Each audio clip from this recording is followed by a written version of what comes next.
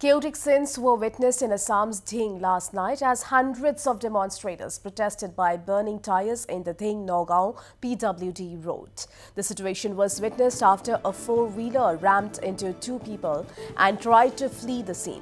However, irate locals intercepted the vehicle at the Dhupguri area of Dhing.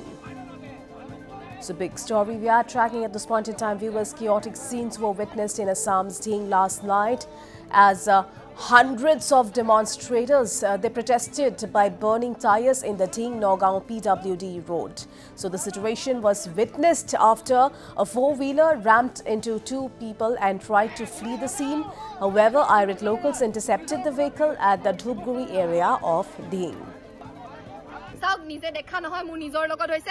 পৰহিদিনাখন মোৰ উৰুকাৰ দিনাখন মোৰ নিজৰ মামা ঢুকাইছে মোৰ নিজৰ মামাক এইখিনতে বিএমসি গাড়ী এখনে খুনিয়াই থক অকমান খুনিয়াইছে সাইডত পাৰো হোৱা নাছিল তেওঁ ৰাস্তাটো খুনিয়াই পেলে গুছি গল গাড়ী পলালে তাৰ পিছত তেওঁ ইতিয়ালৈকে সিতাত জুই জ্বলিয়ে আছে চাগে সিতা ঠাণ্ডা হোৱাই নাই তেনেকে কালি ৰাতিপুৱা আজি ৰাতিপুৱা ছোৱালীজনী মৰিছে কিন্তু কালি আবেলি এইখিনতে এটা এক্সিডেন্ট হৈছে ছোৱালীজনী নাকে কানে সমানে তেজ গৈছে তাইও আজি ৰাতিপুৱা মৰিছে আৰু এতিয়া এইমাত্ৰ খবৰ আহিছে যে মৰিলে বুলি গতিকে আমি এটাই গড়কপ্তানি বিভাগক এটাই অনুৰোধ কৰিম এটাই ৰিকুৱেষ্ট কৰিম চৰকাৰক ৰিকুৱেষ্ট কৰিম যে এই ৰাস্তাটো বনাইছে ৰাইজৰ ভালৰ কাৰণে গতিকে ভাল কৰক এটো স্পীড লিমিট দিয়ক লাইট দিয়ক স্পীড ব্ৰেকাৰ দিয়ক যাতে আমাৰ প্ৰাণকিটা বাঁচে ৰাস্তাটো পাৰ হ'বলৈ আমি হাজাৰ হাজাৰ হৈবলগীয়া হয়